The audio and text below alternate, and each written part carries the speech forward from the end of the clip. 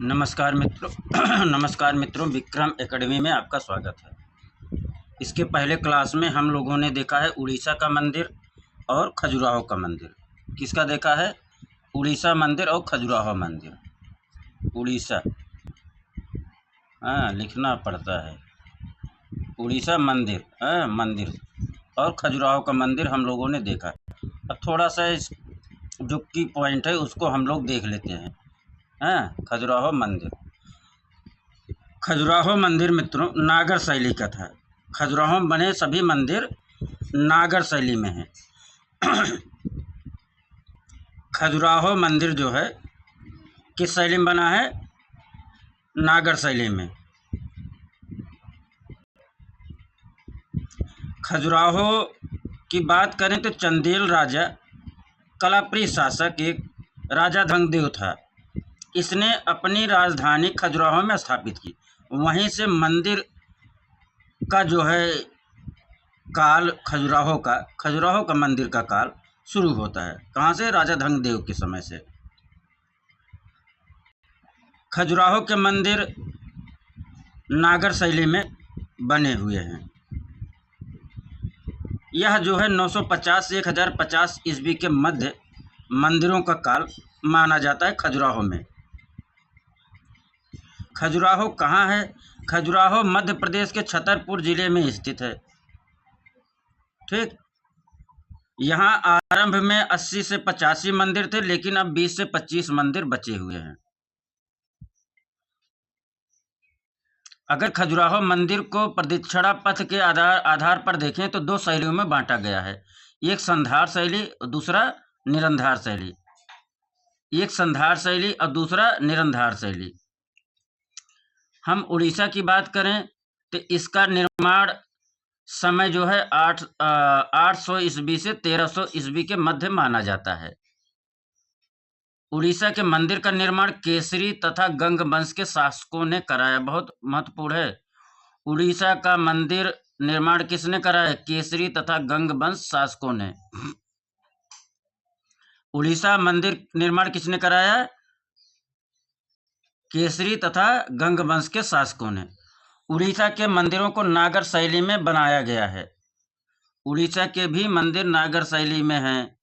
ठीक, उड़ीसा के मंदिर शिखर शैली में बने हैं। उड़ीसा के मंदिर शिखर शैली में बने हैं।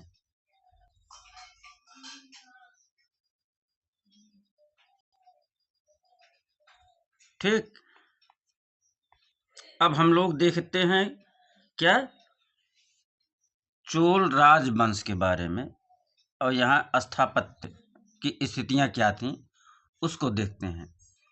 चोल राजवंश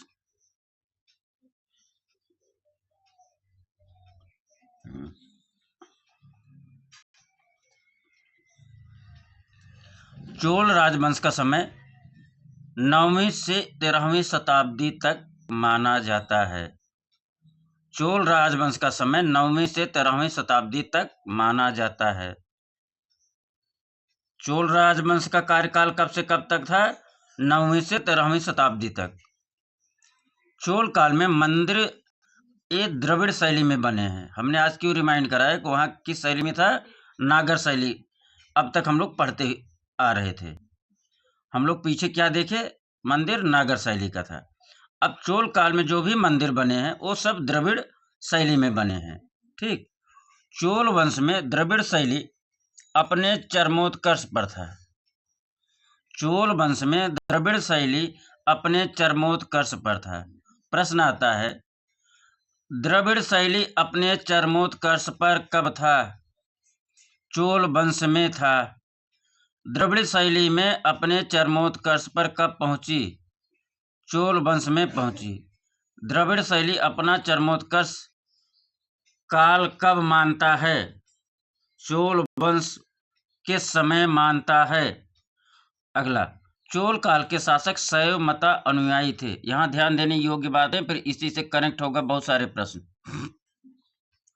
चोल काल के शासक किस मत के अनुयायी थे? शैव मत के। चोल काल के शासक किस मत के अनुयायी थे? शैव के। चोल वंश का संस्थापक विजयालय चोलेश्वर था। विजयालय चोलेश्वर था। चोल वंश का संस्थापक कौन था? चोल वंश का संस्थापक विजयालय था। विजयालय चोलेश्वर था। चोल वंश का शासक संस्थापक कौन था? विजयालय चोलेश्वर था। चोल वंश का संस्थापक बराबर विजयालय चोलेश्वर। चोल वंश का संस्थापक बराबर विजयालय चोलेश्वर। चोल वंश का संस्थापक बराबर विजयालय चोलेश्वर। चोल वंश के शासक तंजौर को अपनी राजधानी बनाया। चोल वंश का राजधानी कहाँ था? तंजौर में था। चोल वंश की राजधानी कहाँ था? तंजौर में था। चोलों की राजधानी कहाँ थी? तंजौर में थी। चोलों की राजधानी कहाँ थी? तंजौर में थी। ठीक मित्रों, आगे चोल राजाओं द्वारा बनाए गए मंदिर दुर्ग पद्धति में बनाए गए हैं। बहुत ही डीप इसको समझिए। चोल राजाओं के द्वारा मंदिर किस पद्धति से बनाए गए? दुर्ग पद्धति में बनाए गए। चोल राजाओं के द्वारा बनाए गए मंदिर किस पद्धति में बनाए गए थे? दुर्ग पद्धति में बनाए गए थे। किस पद्धति में? दुर्ग पद्धति में। चोल राजाओं द्वारा बनाया गया मंदिर कैसा था? किस पद्धति में था? दुर्ग पद्धति में था। चोल राजाओं के द्वारा बनाया गया मंदिर किस पद्धति में था? दुर्ग पद्धति में था। मित्रों, पिछला क्लास अगर आप लोगों को अच्छा लगा हो तो लाइक कमेंट करते रहिए और क्लास से जुड़े रहिए। ना कमेंट करो यार, आप लोग देखो क्लास, कोई ज़रूर नहीं। बहुत दिनों से रिक्वेस्ट कर रहे हैं, लेकिन आप लोग देखिए, आपको क्लास में ही याद होगा। इससे बेहतर क्लास मुझे नहीं लगता यूट्यूब पे कोई पढ़ा रहा है। नहीं है, ऐसा नहीं कह रहे हैं, लेकिन मेरी पूरी कोशिश है जो आप जितना समय देते हो 100% डिलीवर्ड करता हूँ, आप लेकर जाते हो। ठीक,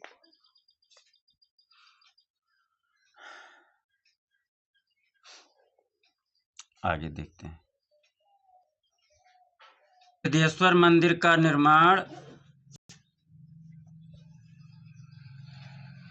बृहदेश्वर मंदिर का निर्माण 1000 ईस्वी में राजा राज प्रथम ने तमिलनाडु के तंजौर में कराया था। बृहदेश्वर मंदिर का निर्माण कब करवाया गया था? 1000 ईस्वी में। बृहदेश्वर मंदिर का निर्माण कब हुआ? 1000 ईस्वी में। बृहदेश्वर मंदिर का निर्माण कब हुआ? 1000 ईस्वी में। बृहदेश्वर मंदिर का निर्माण बराबर 1000 ईस्वी।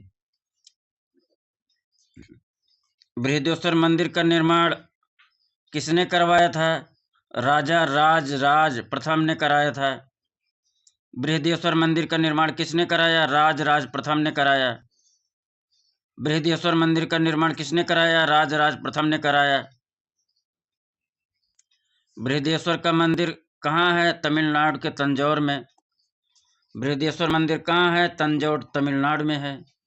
बृहदेश्वर मंदिर कहाँ है? तंजौर तमिलनाडु में है। बृहदेश्वर मंदिर कहाँ है? तंजौर तमिलनाडु में है। बृहदेश्वर मंदिर का निर्माण किसने कराया? राज प्रथम ने। बृहदेश्वर मंदिर का निर्माण किसने कराया? राज प्रथम ने। बृहदेश्वर मंदिर के गर्भगृह में क्या है? विशाल शिवलिंग है। बृहदेश्वर मंदिर के गर्भगृह में क्या बना है? विशाल शिवलिंग बना है। बृहदेश्वर मंदिर के गर्भगृह में क्या बना है? विशाल शिवलिंग बना है। बृहदेश्वर मंदिर को राजेश्वर मंदिर नाम से भी जाना जाता है। बृहदेश्वर मंदिर को और किस नाम से जाना जाता है? राजेश्वर मंदिर के नाम से जाना जाता है। बृहदेश्वर मंदिर को और किस नाम से जाना जाता है? राजेश्वर मंदिर के नाम से जाना जाता है। बृहदेश्वर मंदिर के प्रांगण में क्या है? एक विशाल नंदी की ग्रेनाइट की प्रतिमा स्थापित है। बृहदेश्वर मंदिर के प्रांगण में क्या है? एक विशाल नंदी की ग्रेनाइट प्रतिमा है। वहाँ था प्रश्न, बृहदेश्वर मंदिर के गर्भगृह में क्या है? विशाल शिवलिंग बना है। यहाँ बृहदेश्वर मंदिर के प्रांगण में क्या है? एक विशाल नंदी की ग्रेनाइट प्रतिमा स्थापित है।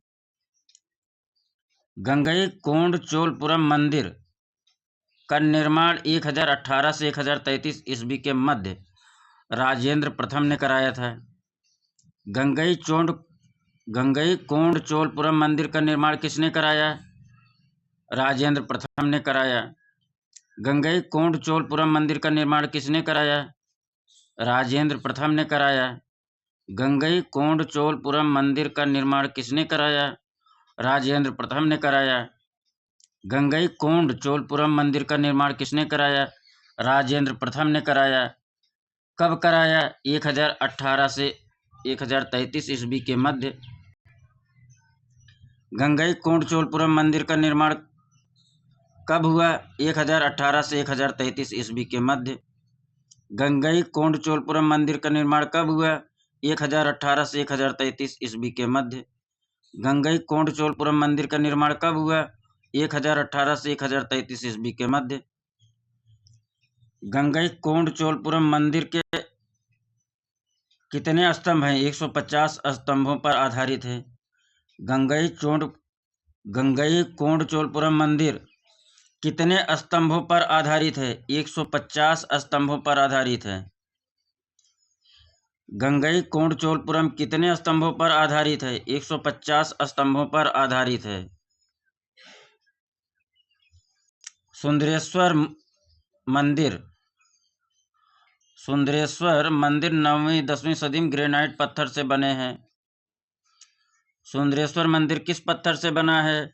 ग्रेनाइट पत्थर से बना है।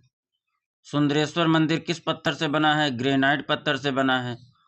सुंदरेश्वर मंदिर का निर्माण कब हुआ? 9वीं 10वीं शताब्दी में हुआ।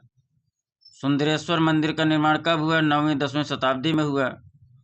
सुंदरेश्वर मंदिर को और किस नाम से जानते हैं? विजयालय मंदिर के नाम से जानते हैं।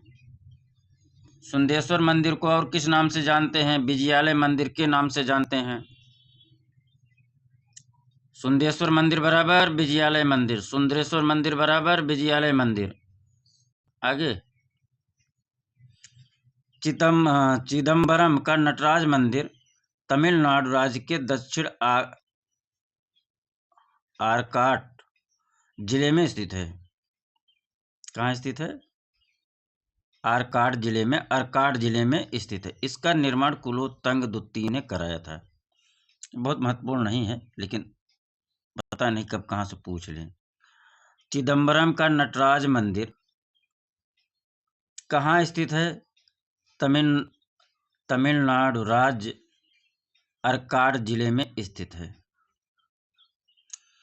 चिदम्बरम का नटराज मंदिर कहाँ स्थित है? तमिलनाडु राज्य दक्षिण आर्काट जिले में स्थित है। चिदम्बरम का नटराज मंदिर कहाँ स्थित है? तमिलनाडु राज्य दक्षिण आर्काट जिले में स्थित है। चिदम्बरम का नटराज मंदिर कहाँ स्थित है? तमिलनाडु राज्य के दक्षिण आर्काट में स्थित है। चिदम्बरम मंदिर का निर्माण किसने कराया? कुलोत्तुंग द्वितीय ने कराया।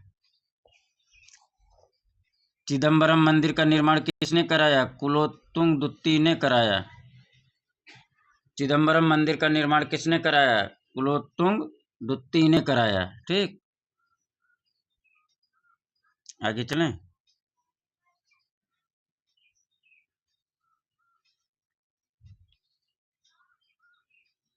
यही तो होगा इसके बाद।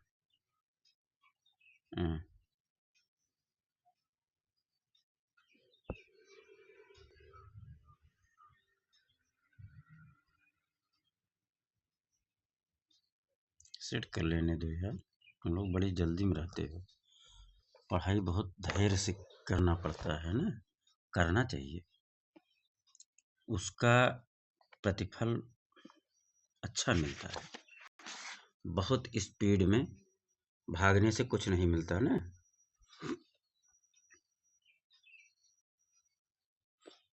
आइए देखते हैं।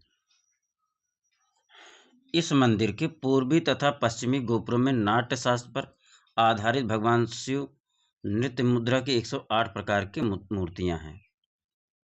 इस मंदिर के, इस मंदिर से क्या तात्पर्य है? इस मंदिर से क्या तात्पर्य आप बताइए? इस मंदिर से क्या तात्पर्य है? चिदम्बरम का नटराज मंदिर, चिदम्बरम के नटराज मंदिर के पूर्वी तथा पश्चिमी गोपुरम में नाट्य शास्त्र, क्या? नाट्य शास्त्र पर आधारित भगवान शिव के नृत्य मुद्रा की 108 प्रकार की मूर्तियां हैं। चिदम्बरम का नटराज मंदिर के पूर्वी तथा पश्चिमी गोपुरम में नाट्य शास्त्र पर आधारित भगवान शिव के नृत्य की 108 प्रकार की मूर्तियां उकेरी गई हैं। नृत्य मुद्रा में 108 प्रकार की, यहाँ सब देखिए प्रश्न आएगा इसे, नृत्य मुद्रा में 108 प्रकार की मूर्तियां कहाँ उकेरी गई हैं? नृत्य मुद्रा की 108 प्रकार की मूर्तियां कहाँ उकेरी गई हैं? या नाट्य शास्त्र पर आधारित नृत्य मुद्रा की 108 प्रकार की मूर्तियां कहाँ उकेरी गई हैं? पहले प्रश्न को समझो बार बार। नाट्य शास्त्र पर आधारित नृत्य मुद्रा की 108 प्रकार की मूर्तियां कहाँ उकेरी गई हैं? चिदम्बरम के नटराज मंदिर में उकेरी गई हैं। चिदम्बरम के नटराज मंदिर में उकेरी गई हैं। नाट्य शास्त्र पर आधारित भगवान शिव के नृत्य मुद्रा की 108 प्रकार की मूर्तियां कहाँ उकेरी गई हैं? चिदम्बरम के नटराज मंदिर में उकेरी गई हैं। चिदम्बरम के नटराज मंदिर पर उकेरी गई हैं। नाट्य शास्त्र पर आधारित भगवान शिव के नृत्य मुद्रा की 108 प्रकार की मूर्तियां कहाँ उकेरी गई हैं? कहाँ उकेरी गई बताइए? 108 प्रकार की मूर्तियां चिदम्बरम के नटराज मंदिर में उकेरी गई हैं। आगे चलें मित्रों। एरावत मंदिर, एरावत मंदिर, एरावत मंदिर को चोल शासकों ने 1173 में बनवाया। इसका निर्माण राजेंद्र द्वितीय ने कराया था। एरावतेश्वर क्या है? एरावतेश्वर है। एरावतेश्वर मंदिर का निर्माण किसने कराया? राजेंद्र द्वितीय ने कराया। एरावतेश्वर मंदिर का निर्माण किसने कराया? राजेंद्र द्वितीय ने कराया।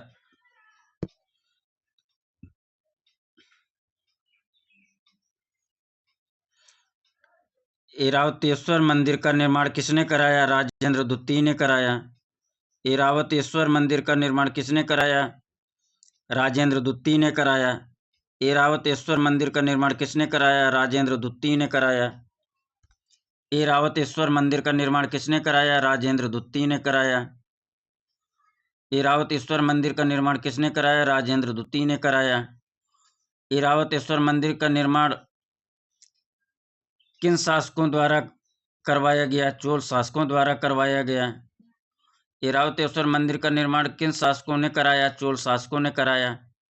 एरावतेश्वर मंदिर का निर्माण किन शासकों ने कराया? चोल शासकों ने कराया। कब कराया? 1173 में। किसने कराया? राजेंद्र द्वितीय, चोल शासक राजेंद्र द्वितीय। याद हुआ? इस मंदिर का निर्माण तमिलनाडु के दारासुरम में स्थित है। त्रिभुवन मंदिर शिव को समर्पित है।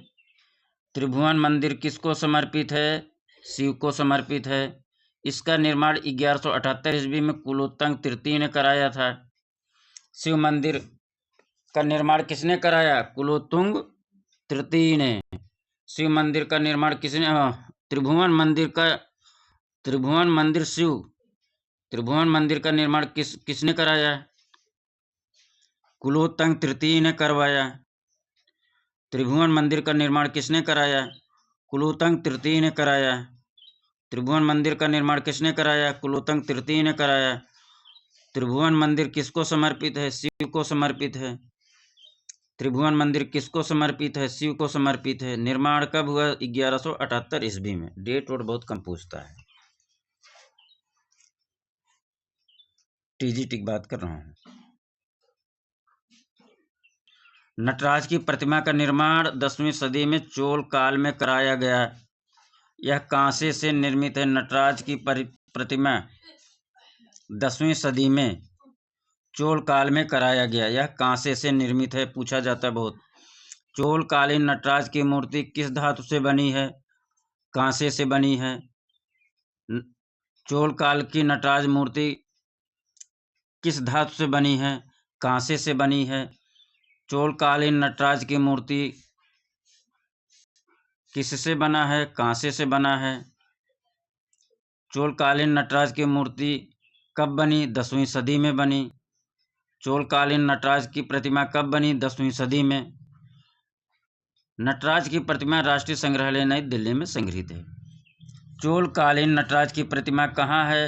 राष्ट्रीय संग्रहालय नई दिल्ली में है। चोल कालीन नटराज की प्रतिमा कहाँ है? राष्ट्रीय संग्रहालय नई दिल्ली में है। चोल कालीन नटराज की प्रतिमा कहाँ है? राष्ट्रीय संग्रहालय नई दिल्ली में है। चोल कालीन नटराज की प्रतिमा कहाँ है? राष्ट्रीय संग्रहालय नई दिल्ली में है।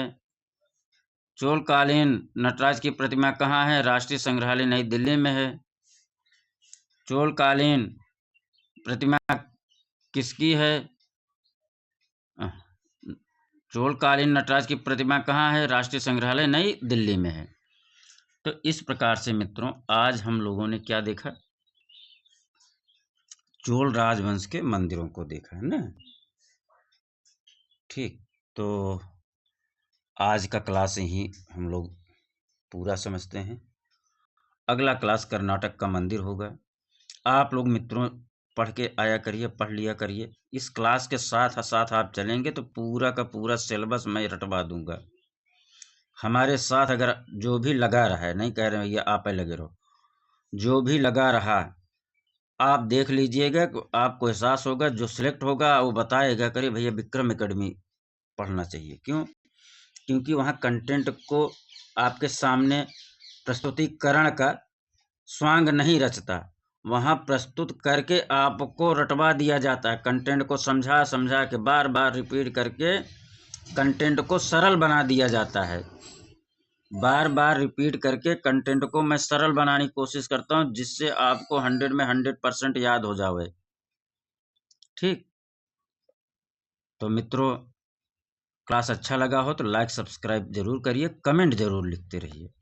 ठीक, आइए मेरे साथ बोलिए, मैं सफल हूँ। मेरे साथ दोहराइए, मैं सफल हूँ, मैं सफल हूँ, मैं सफल हूँ। मैं सक्सेस पर्सन हूँ, मैं सक्सेस पर्सन हूँ, मैं सक्सेस पर्सन हूँ। धन्यवाद मित्रों, आप सभी का बहुत बहुत आभार प्रकट करते हैं। आप लोगों ने लाइक किया, सब्सक्राइब किया, उसके लिए भी धन्यवाद, बधाई के पात्र हैं, आभार प्रकट करता हूँ। जिस जिसको यह क्लास अच्छी लगे अनुरोध है कि कमेंट जरूर करें। धन्यवाद, नमस्कार।